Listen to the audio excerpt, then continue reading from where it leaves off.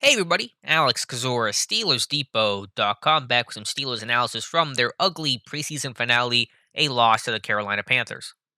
Gonna go through the recap of this one pretty quickly because it was the preseason finale. A lot of starters did not play, although some guys did, including Chase Claypool, the offensive line. That was the bulk of things. But yeah, a really ugly performance overall. Not a lot to note, at least not a lot to note positively. We'll talk about some of the positives, though. Just overall, some winners from this game. Thought James Pierre had a good game at corner. Not really seeing a whole lot in coverage. Wasn't really tested, but him downhill, him as a tackler, him and his run fills and aggression, and didn't know a lot about James Pierre in some of those regards. Knew he was a good athlete, knew he was big and physical, could make plays on the football, but wanted to see and learn more about him downhill. And I thought he showed himself to do well in that regard on Friday night. Outside linebacker Jameer Jones has done basically all he can to try to make the roster. Another special teams tackle, power as a pass rusher. I don't know for sure if he'll make it, but I mean he's left it basically all out on the field. So one of the best camp stories in terms of guys that you thought would had basically no chance to make it to someone who's certainly putting himself in contention to make the 53 at worst, should make the practice squad.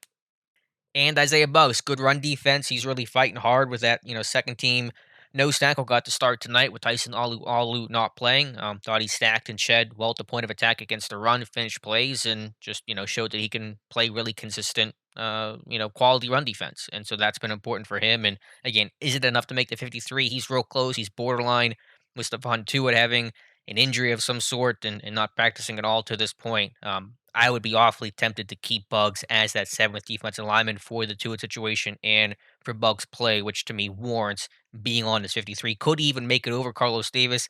That is possible. Not the way I've had things so far, but I thought just kind of a quick view tonight, I thought Buggs was a bit better than Carlos Davis, but they're different body types, they're different styles overall in terms of their strengths and weaknesses.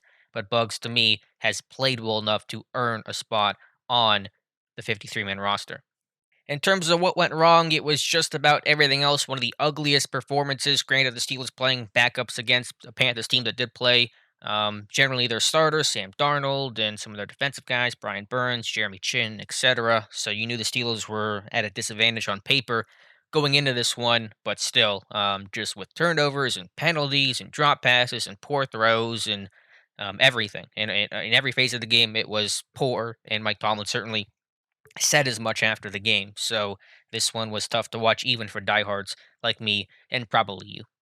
Dwayne Haskins, his last chance to show that he could push Mason Rudolph for that number two job. I said the only way he could do it, and he could do it, but the only way to do it was to have a perfect or near perfect type of game, and it was about the opposite of that. Now, was it all his fault? No, but when you're late on throws, when you're off the mark, when you're, that interception was a little behind Derek Watt. The one throw to Claypool early was late, and you're fumbling the ball on shotgun snaps, or the next snap you're not getting out of the huddle in time. You call a timeout. It just stacked and stacked and stacked negative plays. Offense did absolutely nothing. So Haskins, to me, is not going to be the number two. We'll see what happens. Stranger things have happened. We've been surprised by these situations before, but I thought that he was going to have to really come on strong, a la Josh Dobbs in 2018, who had a great performance versus Carolina to beat out Landry Jones. Not the case, clearly, tonight for Dwayne Haskins.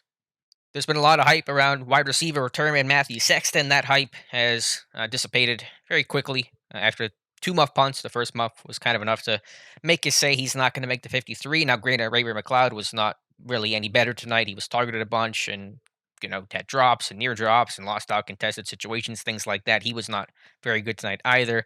But I think he's going to be a return guy. Kick returner, punt returner can do both. Did well last year in that regard. Sexton needed to have, again, like Haskins, a really strong game to make that push, and obviously did not happen for him.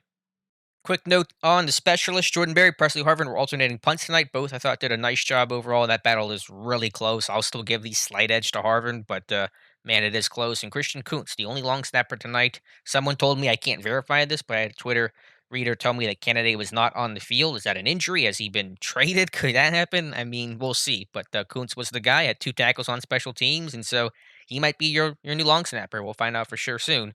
But that was an interesting note on the specialists. All right, that's going to wrap up things. We'll have roster cuts Tuesday by 4 p.m. Steelers generally make their cuts around that time. They don't usually do it early like some teams do. We'll see what happens. Do they make a trade? Do they ship a Berry or a Dobbs or Isaiah Buggs?